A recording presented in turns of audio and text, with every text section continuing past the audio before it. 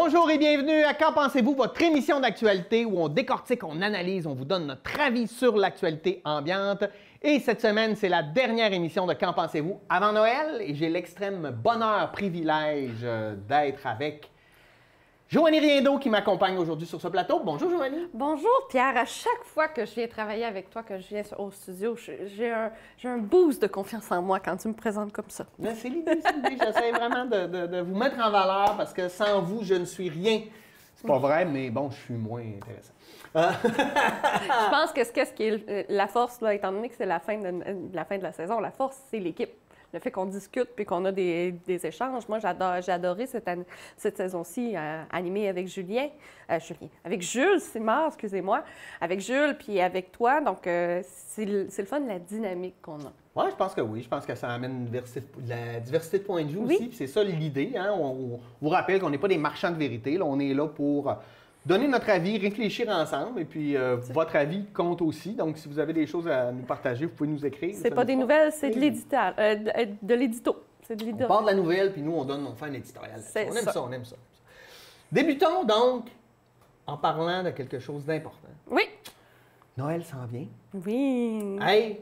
Bon temps des fêtes. Bon temps des fêtes à vous aussi. Allez à la maison du Père Noël, ça vient de rouvrir, c'est fantastique pour les enfants. Oui. Tu peux rêver un gros temps des fêtes? Ah, bien, étant donné que c'est un retour d'une saison où on n'a pas pu faire beaucoup de choses l'année passée dans le temps des fêtes, bien, mon conjoint et moi, on a décidé de diminuer nos transports, mais d'augmenter la qualité de nos événements. Étant donné que mon conjoint et moi, on ne vient pas de la région, souvent on se déplace pour aller voir nos familles. On peut se rendre des fois jusqu'à Saint-Armand, aux limites des États-Unis, près... Loin. C'est très loin. Là. On est aux limites des États-Unis, dépasser Montréal. Bien, on a décidé de faire seulement 2 voyages. Puis si les gens veulent venir nous voir, ils viennent nous voir, mais on va rester plus longtemps, plus stable, puis on va vraiment profiter. Mais le but, vraiment, c'est de profiter de notre territoire. Et on a de la chance quand même cette année parce que on a quand même une belle neige, pas trop froid. On peut quand même très bien s'amuser proche de chez nous. Oui, mais moi, c'est pas le mois d'avril que je te parle. C'est d'un Noël blanc. On a un beau potentiel de Noël blanc cette année. Donc, on va profiter du fait qu'au lac Saint-Jean, on a de la belle neige. Il n'y a pas de neige, puis ça doit être un peu désolant Noël. Ben, j'ai vécu ça une fois à Gatineau, puis j'ai trouvé ça triste. Alors que là, on a la chance quand même au nord du lac Saint-Jean de pouvoir profiter de ça, de fait d'avoir un Noël blanc avec je trouve ça tellement le fun, la maison du Père Noël. J'y ai jamais été en 5 ans. Ah non, il faut aller là, c'est complètement malade. Puis avec les enfants, là, en fait, ton bonheur comme parent, c'est de voir tes enfants être complètement émerveillés. Puis le site est tellement loin, tu as vraiment l'impression d'être rendu au pôle Nord. Là. C'est extraordinaire. Bien, c'est exactement... Je te donne une anecdote personnelle. Ma fille est rendue avec 4 calendriers de l'Avent. Mon Dieu, elle aime ça, le chocolat? C'est plutôt que maman est découragée tellement tout le monde a pensé à donner un calendrier de l'Avent cette année. Donc, il y a une première, c'est la garderie qui en donne une à tous les enfants parce que c'est un point de discussion pour commencer. Bien heureux. La deuxième, c'est mon conjoint qui a dit « On va se mettre dans le temps des fêtes, je vais acheter un calendrier de l'Avent. » D'accord. Ma mère a dit « On peut pas venir tout le temps, donc je te donne un calendrier de l'Avent à mettre dans la boîte à mal pour les enfants parce que ma famille est éloignée, donc c'est une belle façon de faire avec des petites affaires de l'orama, des activités, des tatous, des petites affaires. Correct. » Puis il y en a un autre que c'est moi qui ai créé, mais qui était créé à chaque année, qui est, à place d'être un calendrier avec des objets, c'est des actions à faire en famille pour Noël. Quelle bonne idée. Donc, le 1er décembre, c'était lire une histoire de Noël. Hier, c'est aller au cinéma en famille. Et là, aujourd'hui, c'est jouer dehors en famille. Donc, je peux vous dire qu'on a gardé le petit papier, puis on s'est dit, demain, samedi, le 4 décembre, on va aller à la maison du Père Noël. Parce que c'est une belle journée dehors en famille. Puis, ce qu'on m'a exprimé aussi, c'est cette année, étant donné la pandémie mondiale, puis la fermeture l'année passée, le Père Noël, ça va être différent. Les enfants ne pourront pas s'asseoir sur le Père Noël pour des raisons évidentes. Puis ils m'ont dit, ça va être plate pour ta fille. Mais ma fille, étant donné que c'est un bébé COVID, elle a vécu, elle a eu conscience de tout ça. Puis elle n'a jamais été à l'aise avant la COVID d'être assise sur le Père Noël. Je suis allée avant COVID avec mes enfants, puis il n'y a pas un de mes enfants qui a le goût d'aller s'asseoir sur le Père Noël. Mais ils sont contents de le voir de loin. Bien, c'est ça, puis de lui parler, puis d'échanger. Donc, moi, je dis, ça ne sera pas un choc pour ma fille. Ça va être une belle expérience. Elle n'a pas connu le avant. Puis c'est plus comme dans notre histoire, dans nos traditions. Donc moi, je suis vraiment contente. Ça va être le fun parce que c'est quand même encore un organisme communautaire qui gère ça. C'est beau, c'est éloigné, puis tu sais, c'est quand même une expérience de juste y aller. Ah, c'est magique, c'est Tu magique. sais, le chemin, la neige, on raconte, on a hâte, puis après, le bébé est tellement fatigué qu'il s'endort dans l'auto. Puis le parent aussi. puis le parent qui est du côté passager s'endort dans l'auto. Donc, c'est vraiment, j'ai hâte de le vivre, de vivre la maison du Père Noël. C'est toute une expérience quand même. Ben oui, absolument, absolument. Mais là, on va revenir à notre actualité plus sérieuse, parce que là, nous, on est des gens sérieux, vous nous connaissez, jamais on fait de blagues ou on est de mauvais goût, sauf moi souvent. Et hors caméra. Le ministère du Transport du Transport du Québec, donc MTQ, n'a pas encore versé le montant attendu pour le transport collectif Maria Express. Donc, ça doit créer des problématiques, ça aussi, au niveau de la gestion. C'est un problème majeur qui est récurrent à chaque année. Selon l'Union des transporteurs collectifs et adaptés du Québec, c'est un problème qui est récurrent. Puis on parle quand même de montants assez importants pour le fonctionnement de notre service de transport. Déjà, ça fait pas longtemps qu'il existe. Il est de plus en plus connu. Mais là, présentement, de plus en plus utilisé. De plus en plus utilisé, puis il est nécessaire parce qu'on parle d'un transport adapté. Ouais. On parle aussi du transport pour les personnes à mobilité réduite ou en perte d'autonomie ou encore les familles. Tu sais, je pense aussi aux familles qui... je connais des parents personnellement que leur ado part travailler avec le transport parce qu'ils ont des horaires atypiques et autres. Donc, c'est vraiment une situation... le Maria Express est utile dans notre communauté. C'est pas un luxe, c'est pas un accessoire. C'est vraiment un outil important de développement économique et un développement social. Présentement, qui doit toujours demander de l'argent à la MRC pour compenser le retard de la MTQ. C'est ça le gros du problème. Parce que on s'entend aujourd'hui, le 3 décembre, au moment de notre enregistrement, c'est quand même plus de 100 000 $, qui est quand même le budget de fonctionnement. C'est pas les revenus, parce qu'il y a quand même un abonnement, c'est un budget de fonctionnement qui n'a pas encore été versé. Ouais. Donc, c'est la MRC qui a avancé l'argent en attendant l'arrivée de la MTQ. On s'entend pas que ça soit avant le 31 décembre. Oui, OK. Ça veut dire que le 2021 va verser en 2022, le 2022. Donc, c'est récurrent avec la MTQ pour l'ensemble des services. Donc, le problème n'est pas seulement dans la MRC Maria-Chapdelaine, mais en lisant la nouvelle, j'ai compris vraiment que c'est à travers le Québec. Alors que, présentement, on voit plein de vidéos de notre gouvernement qui dit on change la manière du transport avec plein de pubs, mais lorsque les petites communautés, ou les plus petites communautés, les territoires éloignés qui n'ont pas de transport en commun, mais qui sont plus dans le transport adapté, transport collectif, se trouvent pénalisés parce que c'est les instances gouvernementales locales qui doivent compenser le retard de la MTQ. Donc, il y a un grave problème là-dessus. Ouais. Et on a un double discours. On a un qu'on dit diminuez votre transport individuel, pensez plus écologique, mais puis on démarrait du transport collectif, mais l'argent qu'on vous a promis, on ne vous le donne pas dans les bonnes dates. Il y a des organismes de ce type-là à travers le Québec qui, au lieu d'aller voir leur MRC pour demander une avance de fonds, ou encore la MRC refusée, se prennent des marges de crédit. Ouais. Donc là, c'est des frais supplémentaires d'intérêt parce qu'il y a un non-respect de l'entente faite par un ministère. Donc, c'est une situation qui est frustrante. Bien, absolument. Qui fait une grosse différence. En plus, cette année, le Maria Express, puis ça fait pas longtemps qu'ils ont démarré le réseau Dolbeau-Mistassini-Normandin 2 fois par jour. C'est quand même intéressant. Pour moi, travailler avec des personnes immigrantes ou des personnes qui n'ont pas de voiture, ça fait toute qu'une différence au lieu de payer 100 $ de taxi. Ben oui. Pour l'aller-retour. Donc, tu sais, c'est 200 $ au lieu de dire, OK, je vais essayer d'organiser mes horaires pour que ça fitte avec le transport Maria Express. Ouais. Donc, ça fait une grosse différence. C'est assez imposant. Donc, ce que j'ai compris aussi, c'est que c'est quelque chose qui est récurrent. Donc, Maria Express est utilisée de plus en plus dans nos communautés. Ça a un gros impact. Donc, il faut être sensibilisé puis il faut être à l'écoute.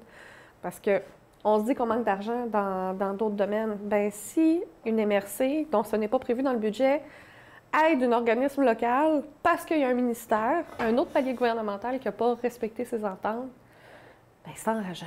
Autant pour tous les acteurs, incluant les citoyens. Est-ce qu'on sait du côté du MTQ pourquoi il y a ce retard-là? Parce que c'est ça la question, en fait. Non, mais présentement, l'Union des municipalités du Québec puis l'ensemble des MRC du Québec, ainsi que l'Union des organismes de transport collectif et adapté du Québec n'ont pas de réponse. Non, mais tu sais, à un moment donné, on comprend tout le problème, mais on ne sait pas pourquoi. Ça, des fois, ça m'épuise. Puis, c'est une question aussi, je sais que dans d'autres dossiers, il y a une question de silence de la part du MTQ. C'est ça qui est encore plus enrageant. Il n'y a pas de discussion, il n'y a pas de compréhension, il n'y a pas de... Tu sais, présentement, lorsqu'on a c'est une subvention, puis en 2021, ils n'ont même pas encore reçu la demande, les critères pour une demande en 2022. Non, mais il y a une problématique là, de retard à plein de niveaux. Tantôt, on va parler des garderies, mais c'est un peu la même affaire. Là. On attend que ça fasse 2 ans qu'une convention collective soit échue avant de commencer à négocier. Là. Des fois, j'ai de la misère à comprendre. Mais bon, il y a sûrement des raisons. Alors que c'est une question de développement économique, de développement social, puis on a de plus en plus de gens qui viennent s'établir en région, puis des gens qui n'ont pas toujours une voiture en arrivant. On a une pénurie de logements à Dolbeau-Mistassini. Puis là, on leur dit, bien, venez vous installer en région, mais vous allez être obligé de vous acheter une voiture, vous voulez d'acheter une maison. Non. Ouais. Ça fait pas de sens, alors qu'on a déjà un système... Ça fait des gros coûts pour venir s'installer quelque part à go. Si tu es capable de te déplacer avec un transport en commun puis avoir un appartement, bien là, go, là, c'est plus facile de venir s'installer. Il faut faire attention. Première approche. Il faut faire attention parce que le Maria Express, il y a 3 différences. Il y a le transport en commun, il y a le transport collectif et le transport adapté. Ouais. Le transport en commun, c'est comme on peut voir à Saguenay ou à Alma, qui est des autobus avec un trajet, un horaire qui est clair. Ouais. Ça, c'est un transport en commun. On peut le Montréal, Québec, là, on voit avec un réseau, un horaire déjà prédéfini. Le transport adapté, on appelle la veille, puis c'est pour les personnes à mobilité réduite ou en perte d'autonomie. Le transport collectif se trouve entre les deux. C'est pour toutes les personnes qui sont abonnées. Et il faut appeler la veille pour prévoir un trajet selon les bornes d'arrêt qu'il y a présentement. Donc, le site de Maria Express est très bien fait pour ça. Il indique bien l'ensemble de ces bornes. Mais, étant donné que c'est une belle solution dans notre territoire, parce que c'est un transport qui est en train de s'établir, ça fait quand même plus de 4 ans que c'est en fonctionnement, mais de plus en plus connu, de plus en plus établi, bien, c'est un bon entre-deux, car les personnes peuvent appeler soit la veille pour un transport qui est prévu, qui est de dernière minute, mais je sais aussi qu'il y a des gens qui appellent au début de la semaine. Mon horaire de travail, c'est telle heure à telle heure. J'aimerais ça avoir un transport lundi, mardi, mercredi, de tel arrêt à telle heure, à telle heure, à telle heure, et prévoit toute la semaine. Donc, tu sais, ça donne une belle alternative. Puis là, c'est les répartiteurs qui, la veille, font le trajet. Tu n'as l'autobus non plus. Tu le sais qu'elle va être là à l'heure que tu as demandé ou à peu près. Là. Ou à peu près, parce que ce que ça fait, c'est quand on appelle la veille, le répartiteur avec le chauffeur, font un trajet, puis tu n'es pas toujours tout seul. Ben oui. Mais fais un trajet pour que ça soit le plus efficace puis le plus intéressant possible. Entre parenthèses, le Maria Express est toujours à la recherche de chauffeurs. Si vous voulez faire un revenu d'appoint, bien, vous pouvez participer au Maria Express en tant que conducteur. Donc, je vous invite à communiquer avec l'organisation pour voir c'est quoi les modalités, est-ce que ça vous intéresse. Puis, ça fait quand même un bel appoint. Tu sais, par exemple, je sais qu'après 22 heures, il n'y a pas de transport. Oui. Alors qu'il y a des gens qui ont un horaire atypique, ça peut être quand même le fun de dire, bien, tu sais, après 22 heures, je prends ma voiture, je fais quelques transports, puis je suis remboursée. Il y en a qui, c'est supposé être un revenu d'appoint, mais il y a des retraités qui font 40 heures par semaine, puis c'est très bien payé. Oh, intéressant. Merci pour ce beau sujet. Bon, Festival Western de Dolbeau, si vous ne le saviez pas, ça n'existe plus. Maintenant, on fait une étude géotechnique sur le site du Western pour voir qu'est-ce qu'on va faire avec. Bien, le site du Western, on sait déjà, ça s'appelle le Parc de la Friche. Okay. Dans le fond, c'est le nouveau parc multisport qui va être établi, dont les travaux commencent en 2022. Okay. Cependant, il y a une première démarche importante. Là, on a eu la planification, on a eu un beau plan bien intéressant. J'ai même commenté qu'il manque un parc à chiens. Je sais que ça se discute présentement. Donc, je suis vraiment... T'as du poids? Bien, je dirais plutôt que je ne suis pas toute seule à le penser. C'est pas moi qui ai du poids, c'est qu'il y a une communauté qui pense comme moi. C'est plutôt ça. Des propriétaires. Des chiens. Oh! Après, il dit qu'il n'y a pas un humour crunchy. Hein? Mais le parc multisport, donc, étant donné que c'est en bordure de l'eau, c'est un incontournable de faire une étude géotechnique, donc voir c'est quoi la qualité des sols, c'est quel type de sol, pour s'assurer... Les terres inondables?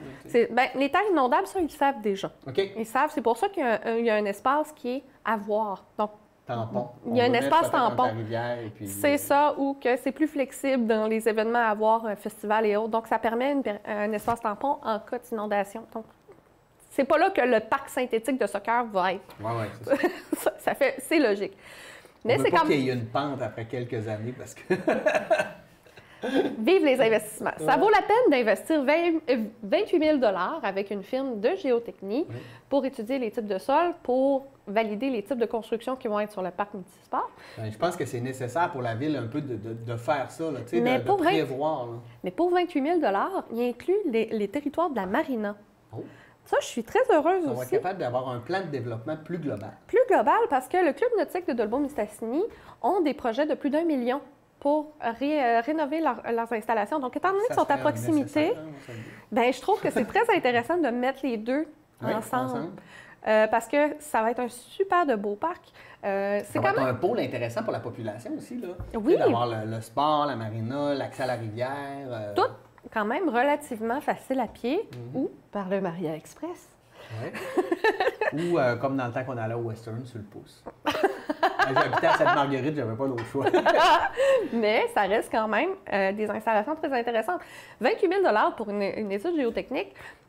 Plusieurs personnes, ben ouais, tu marches puis tu te dis c'est là que tu vas faire. Non, les terres peuvent être complètement différentes. Quels sont quel type de terre? Comment ça va évoluer? Est-ce qu'on met des plantes? Il y a plusieurs choses à prendre en compte, surtout en bordure de l'eau. Planter des arbres. On va voir ce que l'étude va donner. C'est surtout ça que je me dis, parce que c'est très intéressant, puis ça va être... Je me dis aussi que ça va avoir un impact aussi pour les constructions individuelles, les propriétaires privés qui sont autour, parce que si c'est là dans le parc, tu peux te dire que ton terrain... Oui, mais il y en a qui sont, tu sais, ça va aussi occasionner plus de transport, plus de bruit, plus de, tu sais, je veux dire... Non, mais l'étude. Oui, on parle d'études, mais je parle aussi, tu sais, une fois que tout ça est créé, il y a des avantages pour les gens qui habitent proches, mais ça peut aussi, moi je me rappelle, il y avait beaucoup de gens qui chialaient dans le temps du Western, parce que ça faisait du bruit, parce que, mais en général, c'était positif pour la communauté, donc il faut aussi avoir à jouer là-dedans. Bien, le fait que ce soit le parc de la Friche, c'est que ça va être bruyant, mais le temps de l'aménagement. Ouais. C'est pas un lieu où il va y avoir un festival une fois par année qui va faire. Donc, il va peut-être en avoir. Plus de déplacements d'auto, parce que c'est des quartiers aussi où il y a beaucoup d'enfants, des jeunes. Fait qu'il va falloir. Je pense qu'il faut réfléchir à tout ça là, quand on fait ça, non? Bien, oui. Puis c'est pour ça que c'est intéressant de voir le plan qui se fait. Donc là, on a le géotechnique pour prévoir les travaux, comment ils vont se réaliser au cours de 2022. Okay. C'est normal d'avoir des blocages. C'est normal d'avoir des bruits, des rénovations, mais je vais me comparer au pays. On va se comparer au pays. Hein. On n'est pas à Montréal où on est obligé de faire 3-4 détours par des one-way pour faire des rénovations. C'est ça. C'est un projet qui va être quand même centralisé. C'est pas sur une voie. Oui, il va y avoir du transport sur la voie, mais c'est sur un site qui est déjà déterminé. Oui, avec qui est vide, là, tu sais, qu'on peut amener beaucoup de matériel. Oui, qui peut être sur place. Puis le chemin pour se rendre, là, c'est pas, ça devient une petite rue, mais pendant un gros moment, c'est quand même... C'est l'embouchure de la Friche, puis c'est Volbel, c'est la 8e avenue. Donc, ça se passe, c'est possible.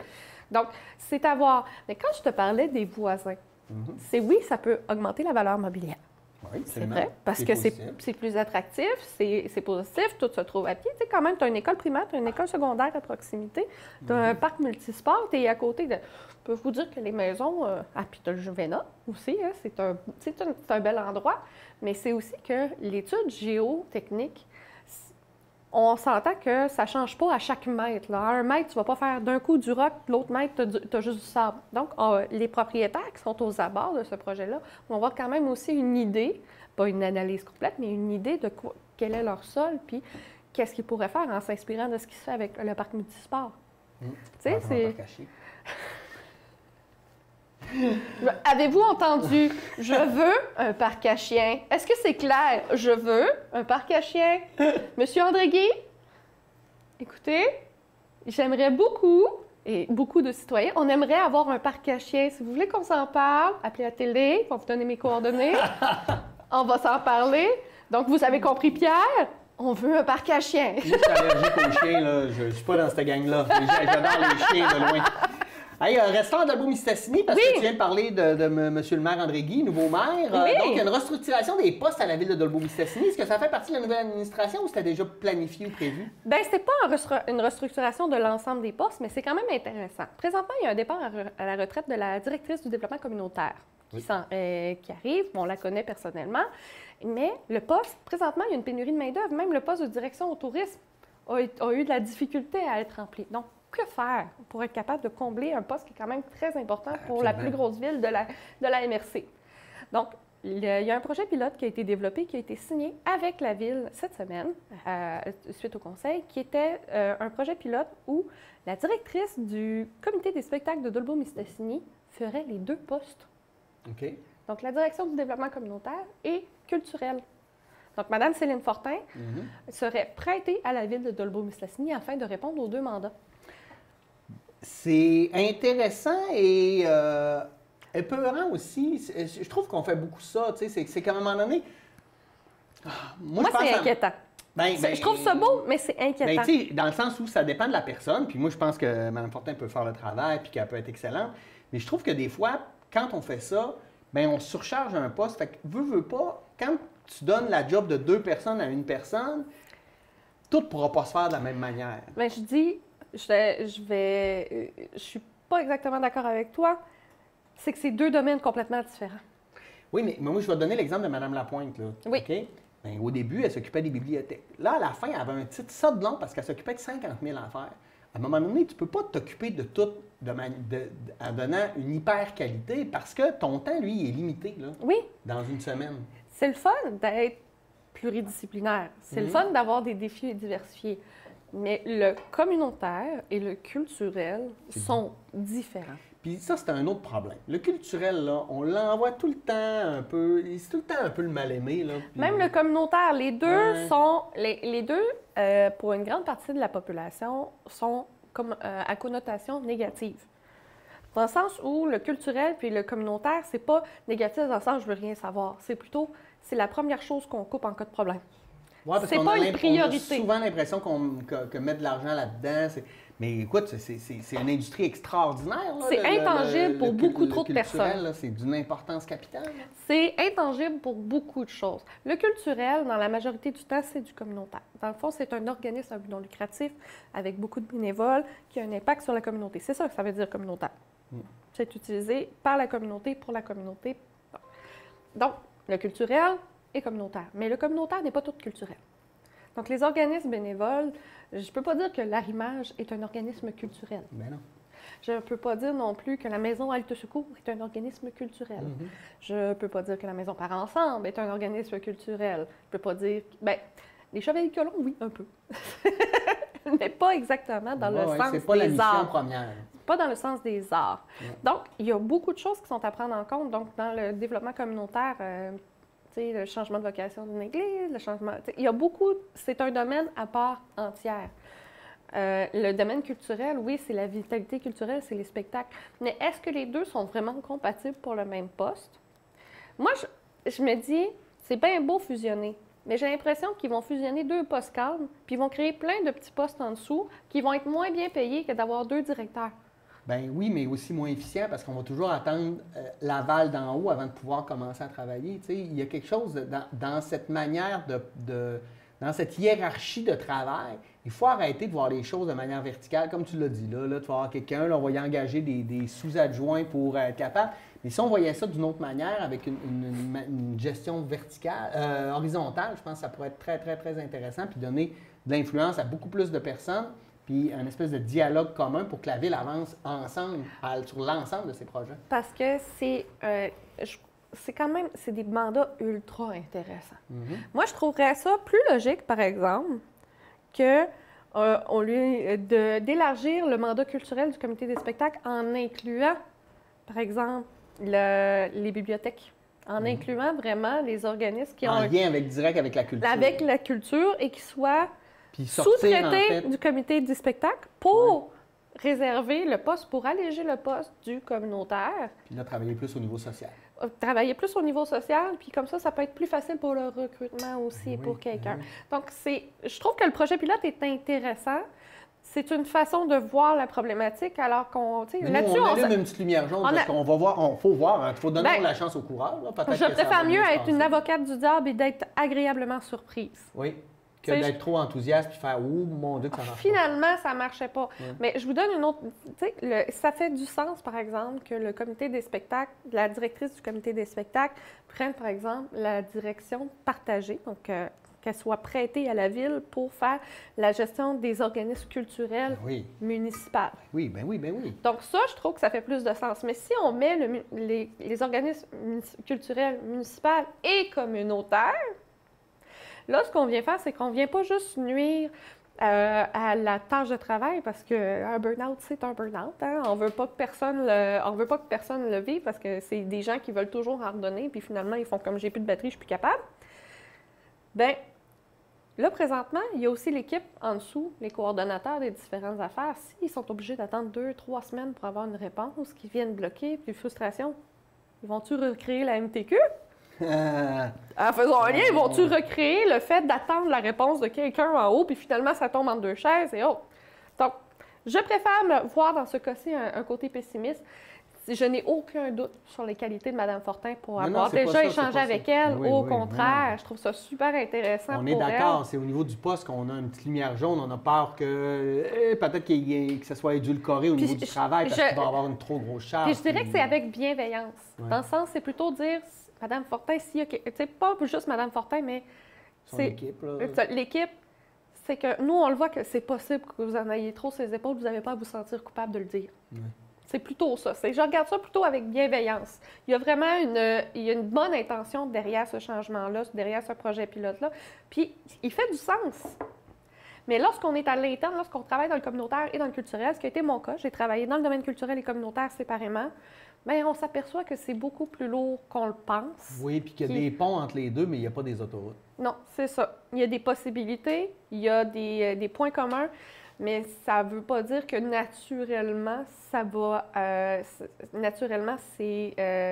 être facile pour les Oui, puis ce qu'on veut pas, ce qu'on veut, c'est garder une gestion humaine, puis que ça ne devienne pas une gestion technocratique de reddition de comptes entre les organismes.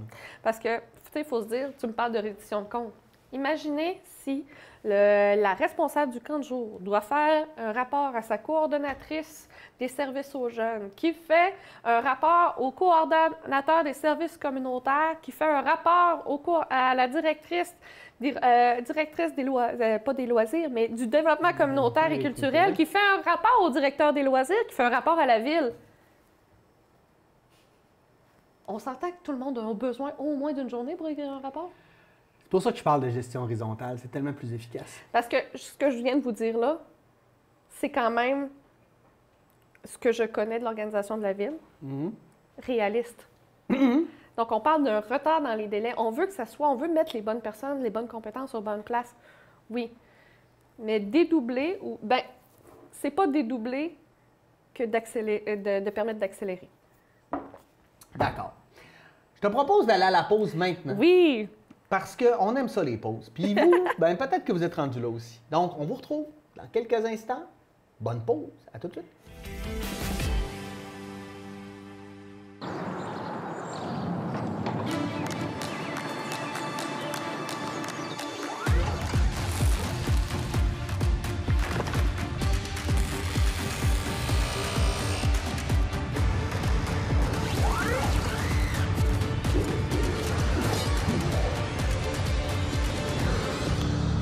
Quand on achète ici, c'est le Québec qui y gagne.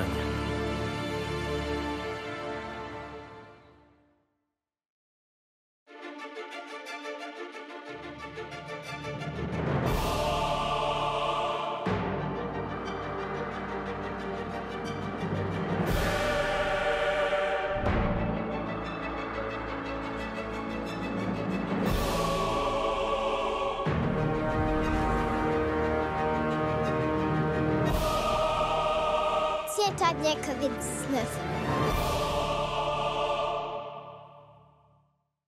On a tous de bonnes questions sur le vaccin. Quels effets secondaires pourraient avoir les enfants en se faisant vacciner? La majorité des réactions sont légères. Comme pour les autres vaccins, il est normal que les enfants ressentent de la douleur, de la rougeur ou un gonflement à l'endroit de la piqûre. Il pourrait aussi avoir un mal de tête, de la fatigue, des frissons, de la fièvre et des douleurs aux muscles ou aux jointures. Ces réactions durent généralement de 1 à 2 jours. Le vaccin, un moyen de nous protéger. On a tous de bonnes questions sur le vaccin. Est-ce que mon enfant recevra le même vaccin que celui pour adultes? Le vaccin utilisé pour les enfants de moins de 12 ans a une formule différente de celui pour les adultes. Il contient une plus petite quantité d'ARN messager car le système immunitaire des enfants répond mieux que celui des adultes. Et bien que la dose soit plus petite, le vaccin est tout aussi efficace. Le vaccin, un moyen de nous protéger. On a tous de bonnes questions sur la vaccination. Est-ce que la vaccination est efficace? C'est l'une des interventions les plus efficaces dans le domaine de la santé et elle est offerte dès l'enfance. Grâce à la vaccination, moins de personnes souffrent de maladies évitables et les conséquences de ces maladies sont plus rares dans la population. On peut penser à la poliomyélite, le tétanos ou la rubéole, tout comme l'hépatite B qui a pratiquement disparu chez les plus jeunes car ils ont été vaccinés en bas âge. Le vaccin, un moyen de nous protéger.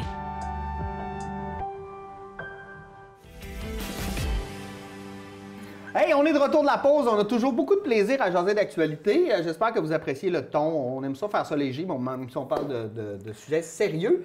Maintenant, on va faire un retour dans le temps. On va revenir dans ma jeunesse où, comme jeune adolescent, j'allais au Jouvenceau. Et c'est un endroit qui nous a définis comme adolescents, qui nous a permis d'être des adultes responsables, plus ou moins.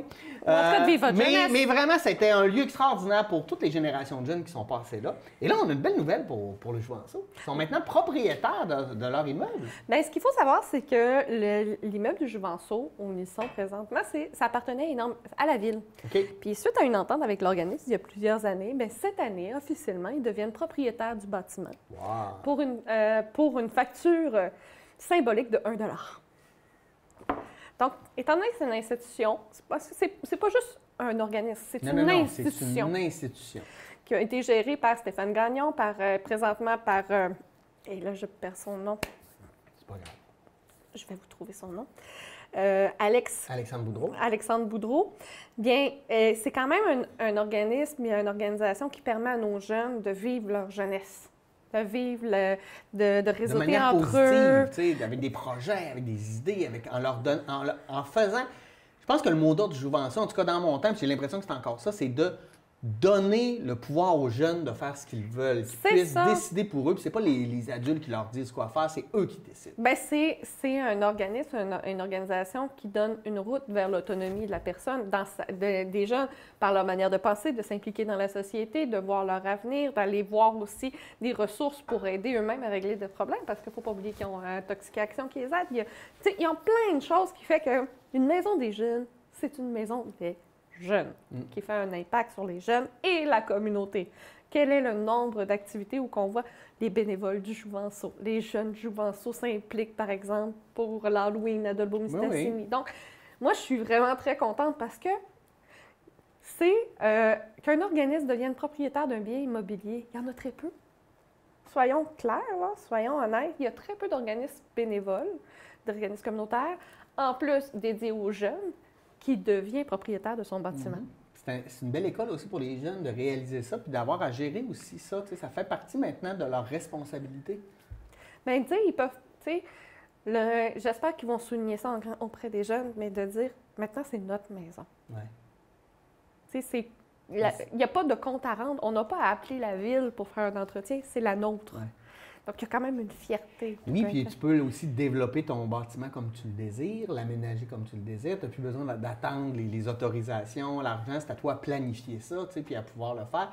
Moi, je trouve ça beau. Bien, c'est quand même un cadeau à double tranchant parce que maintenant, tous les frais sont reliés donc, oui, mais tu sais, comme jeune adulte, moi, là, je savais tellement pas gérer mon argent. Si on peut l'apprendre comme adolescent un peu, là, ben, je trouve. Puis de faire dire comme, regarde, ce que tu viens de faire là vient de coûter tant à l'organisme, puis ça veut dire qu'il y a telle activité qui n'aura pas lieu. Bien non, mais c'est ça aussi l'apprentissage. On fait des erreurs, on apprend.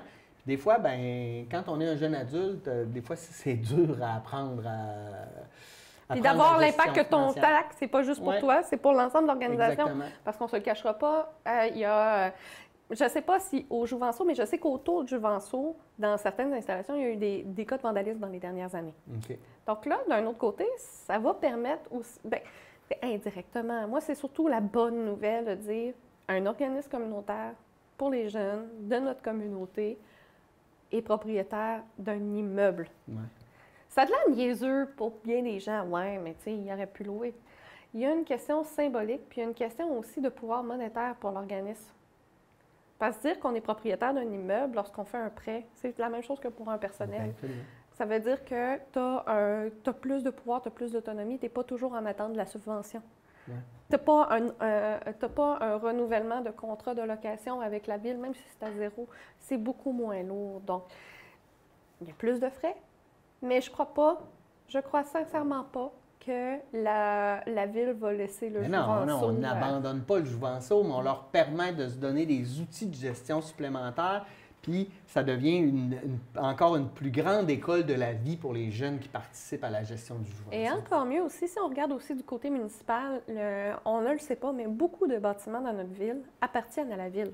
Ouais. Donc, on diminue le nombre de bâtiments à entretenir alors qu'on a une pénurie de main-d'œuvre aussi. Il y a cet angle-là aussi. Ouais, donc, on donne beaucoup plus d'autonomie à nos organismes sur des bâtiments qui étaient plus nécessaires à la ville.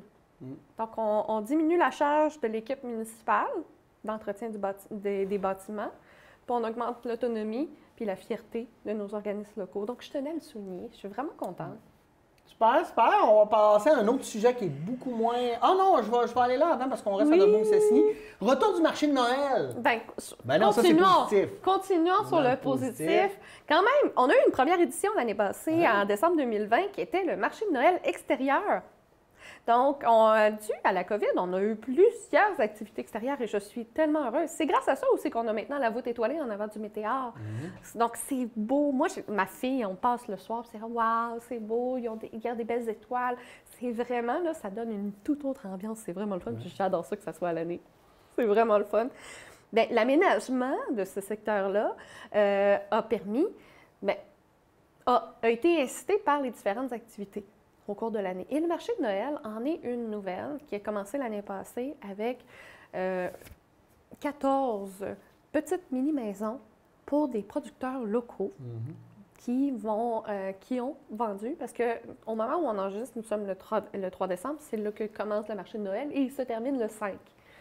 Donc, du 3 au 5 décembre, il y a pour nous, il y a eu pour vous, le marché de Noël avec quand même.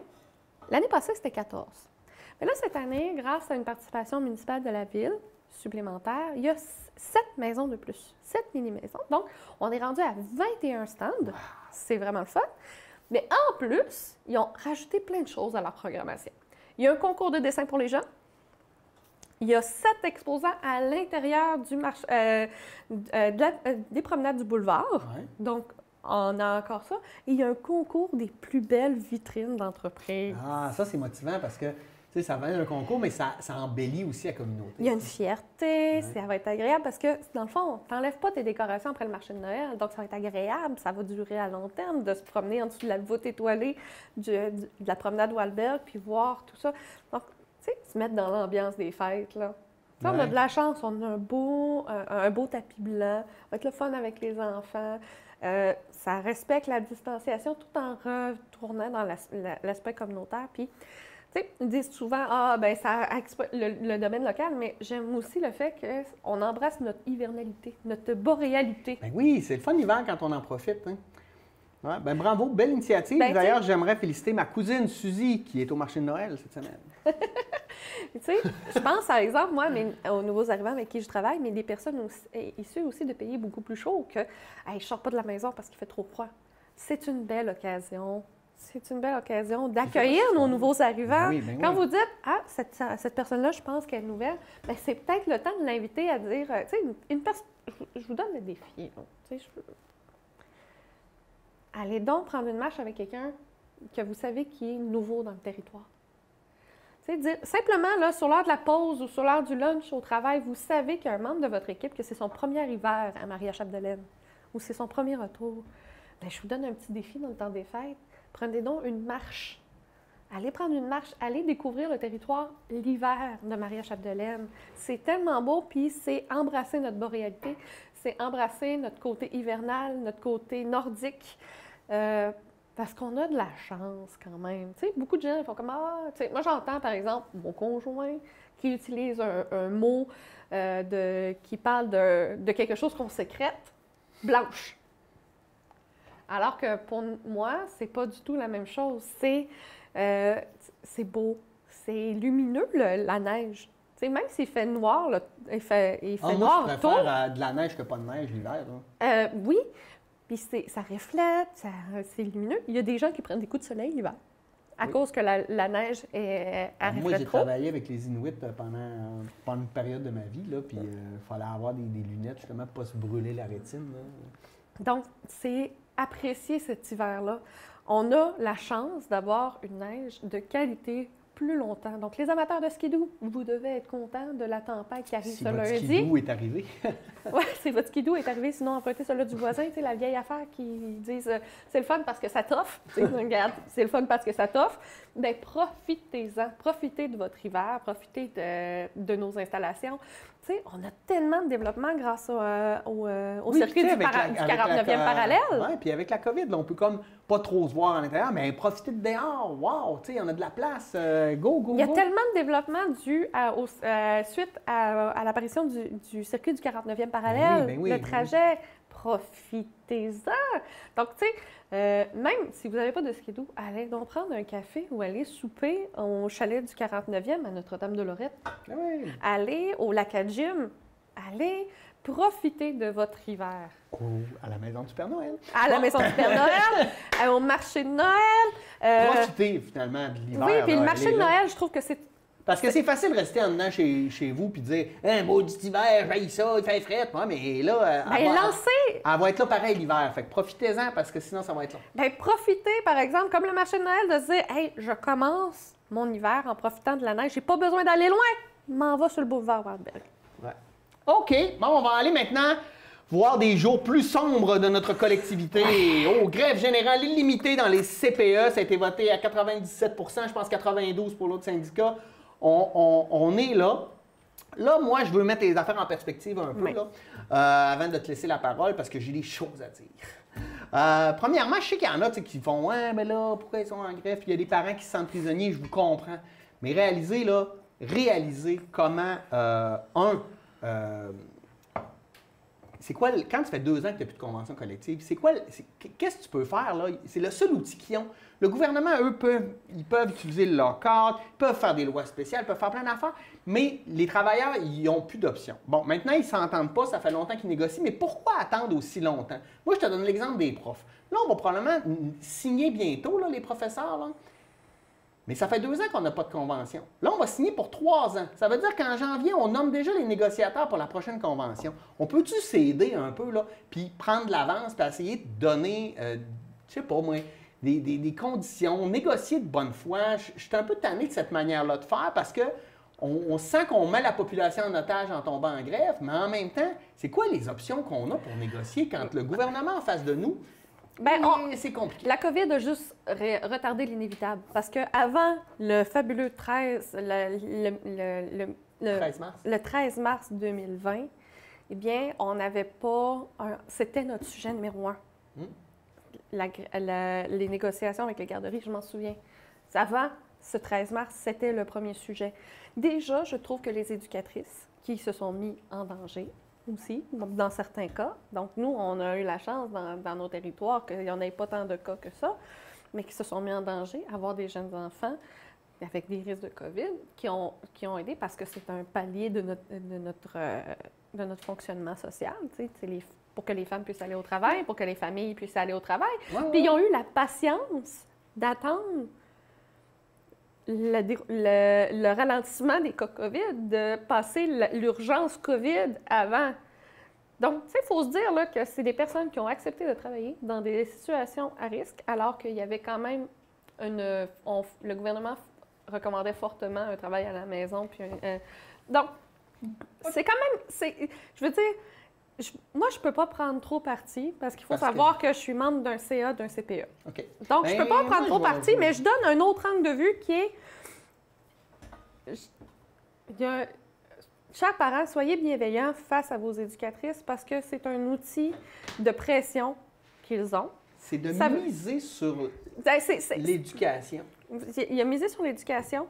C'est un outil de pression parce qu'ils font des pressions depuis beaucoup plus longtemps que vous ne le pensez. Oui. Donc, ça veut dire que s'ils sont rendus là, imaginez tout ce qu'ils ont fait puis que vous n'avez pas entendu parler.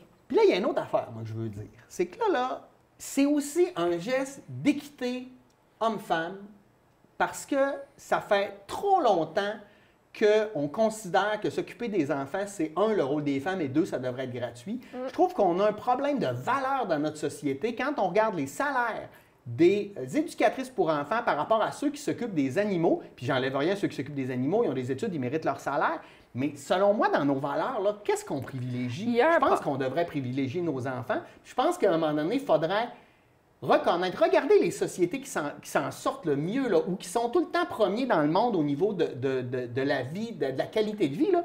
On parle des pays scandinaves, mais qu'est-ce qu'ils mettent en priorité? L'éducation. Quand tu regardes un pays comme le Botswana en Afrique, c'est le pays qui s'en sort le mieux de l'Afrique. Pourquoi? Parce que ça fait depuis 1967 qu'ils misent sur l'éducation. Bien, à un moment donné, on va-tu comprendre que c'est ça qu'il faudrait faire si on veut avoir un Québec qui se développe, puis qui avance, puis qui soit du 21e siècle? Bien, j'invite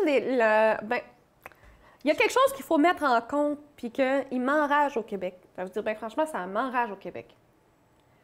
Puis au Québec, au Canada et tout pays capitaliste. Plus c'est nécessaire, moins les gens sont bien payés. Parle aux agriculteurs. Parle aux médecins. Oh, je viens de te faire fermer ta gueule un petit peu, là. Attends un peu. Les médecins sont peut-être très bien payés. Ils sont pas très bien payés, ils sont beaucoup trop payés. Je m'excuse, là. Les médecins spécialistes, principalement. Ouais. Parce que les médecins de famille, ça, c'est autre chose, OK? Je veux pas rentrer dans le système de santé, je suis d'accord, mais c'est un système de santé... C'est un système de santé qui est malade présentement, qui ont essayé des affaires comme le gouvernement de la CAQ a essayé de faire en disant « Ah, on va vous donner une augmentation pour que vous restiez. » C'est ça qui est arrivé aux médecins. C'est ça qui est arrivé, puis là, les médecins, c'est normal qu'ils veulent plus laisser ça partir, là.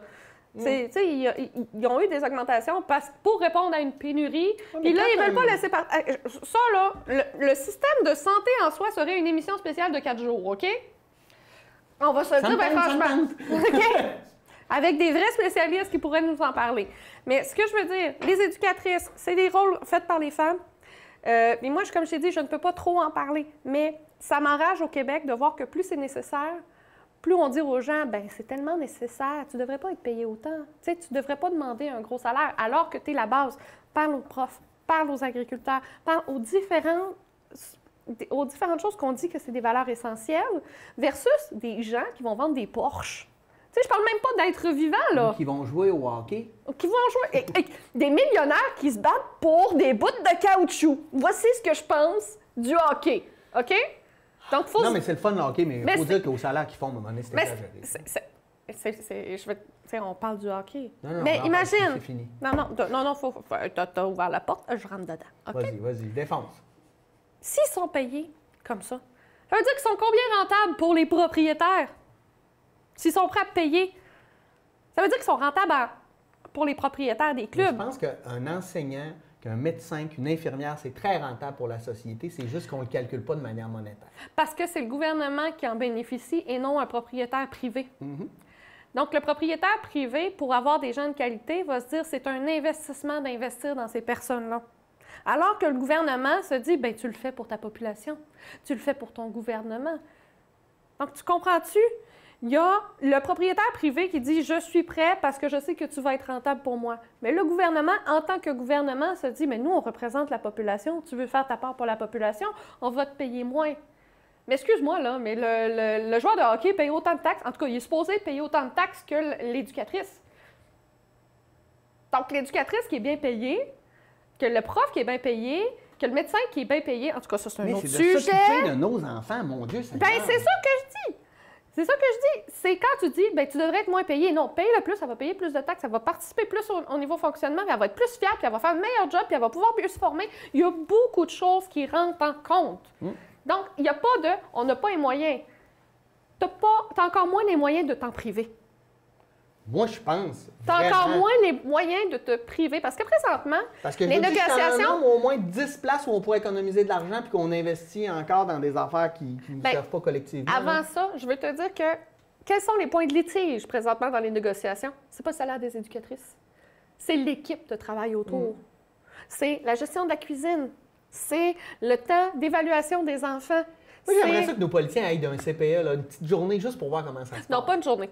Une journée, c'est bien le fun, tu t'amuses. Mais après une semaine, Après une semaine, tu sais, une journée, les enfants sont un peu gênés, ils sont super fins. Mais après une semaine, ils sont à l'aise. Ils sont à l'aise. Après, tu te demandes pourquoi les éducatrices veulent juste travailler 4 jours semaine. Ouais. Puis en même temps, non, mais puis en même temps, il y a beaucoup de gens qui chialent contre les politiciens, mais je les inviterais aussi à aller passer une semaine dans la vie d'un politicien pour voir que ça travaille en ciboire aussi, un politicien. Bien, tu sais. Non, mais il faut donner à César ce qui appartient à César. Oui, puis c'est pour ça que... Excusez d'avoir parlé de César. Oh, tu parlais de la salade. Tu parlais de la salade. Mais c'est... Tu sais, je veux dire... Tout ce que je peux dire, c'est, chers parents, vous avez de la chance quand même d'être... Plusieurs ont de la chance de pouvoir s'organiser avec les grands-parents, avec des amis, de l'entraide. Si c'est rendu à la grève générale illimitée avec l'ensemble des syndicats de garderie, des CPE, dites-vous que c'est pas parce qu'ils veulent vous prendre en otage, c'est parce qu'ils n'ont plus d'autres outils pour négocier. Donc, c'est la première chose. Puis pensez, là, vous, là, votre travail, là, est-ce que vous accepteriez là, de travailler quelque part pour qu'on vous dise, ouais, dans 2 ans, on négociera tes conditions de travail? Bien, c'est exactement ce qu'on fait. On demande aux gens de travailler sans savoir c'est quoi leurs conditions. 2 ans plus tard, c'est pas encore réglé. Non.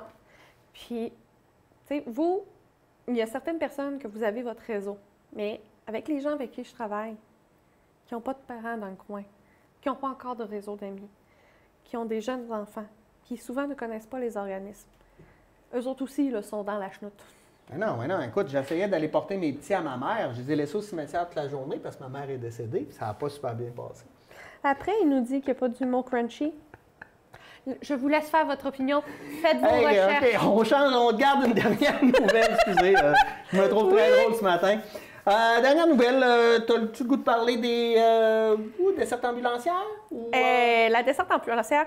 Présentement, on a eu... C'est passé en Abitibi, là. Ben, il y a une personne qui est décédée dans la nuit de mardi à mercredi dû à un problème cardiaque, puisqu'il a dû attendre 2 heures son ambulance. Et il a fait 140 km entre Sainte-Terre, où il y a une urgence. Mais qui était fermée. Qui était fermée.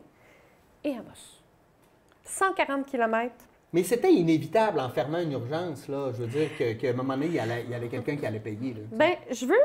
C'est un bris de service. Bien, il y a un bris de service important de 2 systèmes de la santé. Il y a le service ambulatoire et le système de santé. Les deux ont des problèmes importants de desserte. Puis, moi, j'ai été chercher quelques chiffres intéressants là, pour finir l'émission. La ville de Sainte-Terre, d'après toi, c'est une ville de 2239 citoyens en 2016. Ça équivaut à 3 villes de notre MRC. C'est plus que 3 villes de notre MRC. C'est plus que Saint-Eugène, Gérardville et Saint-Thomas ensemble au niveau des citoyens. Est-ce que vous verriez, puis c'est éloigné, c'est quand même à 140 km d'un hôpital qui est capable d'offrir les services. Oui. Ces 3 villes-là ne pas être servies par des systèmes de santé 24 heures sur 24. Ouais. Non, mais je veux dire, il faut se poser la question, c'est éloigné, Sainte-Terre, puis il y a... On pourrait parler des services de santé pour les Premières Nations, parce que je vais dire que les autres sont éloignés beaucoup aussi. Hein. Puis ils n'en ont pas. Zéro. Ils n'en ont pas. Ils ont on n'en parle pas assez. Ouais. Mais là, il y a quand même un scandale important. Puis, tu sais, au début de la semaine, il disait « Ah non, c'était inévitable, ça va arriver, mais je suis heureuse d'apprendre aujourd'hui, le vendredi 3 décembre, qu'un coroner va être rentré au dossier à 8h30 ce matin. Pour faire parce que le but d'un coroner, c'est de comprendre les circonstances qui ont mené au décès d'une personne. C'est ça. Mais si c'est le système de santé, c'est le système de santé. Si c'est le système ambulatoire, c'est le système ambulatoire. Si c'est les deux, c'est les deux. Mais ce qui est sûr, c'est qu'il y a une hémorragie importante dans les deux, qui sont supposés être complémentaires, puis qui présentement, les deux sont en... Tu sais, les services ambulatoires sont aussi en convention collective. Voulez-vous une grève illimitée des ambulanciers? Posez-vous la question.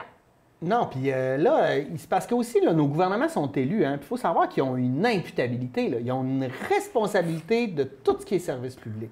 Donc, là, sans laver les mains, là, moi, je préférerais un gouvernement qui fasse « Hein, écoute, il y a un problème, on est au courant, on va faire de quoi » plutôt que de faire « Ce n'est pas notre responsabilité. » Ça m'énerve. À un moment donné, là, c'est ça, être élu. La responsabilité ministérielle, ça remonte à Baldwin puis La Fontaine. Là. Écoute, on ne réinventera pas ça cette année. Là. Pour te dire, tu sais, quand on parle de la politique, on parle souvent de notre gouvernement québécois. Mais il y a de la politique interne dans nos organisations.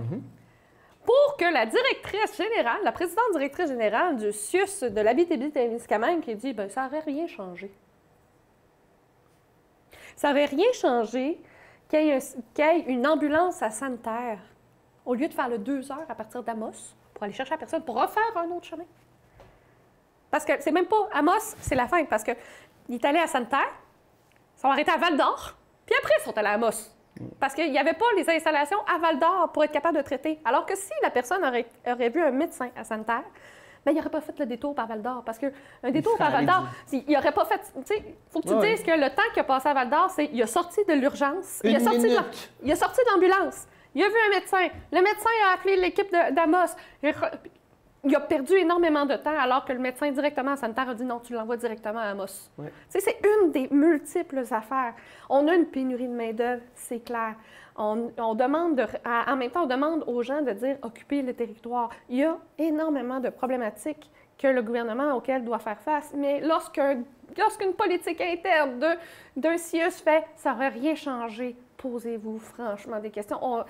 Le ton de cette phrase me dit c'est pas si important que ça. Mais puis, tu sais, la COVID et la pénurie de main-d'œuvre ont le dos large. Bon, oui. Ça existe pour vrai, puis c'est responsable de plein de problématiques, mais je trouve que là, on est rendu à pelleter tout le temps ça, là, COVID, pénurie de main-d'œuvre.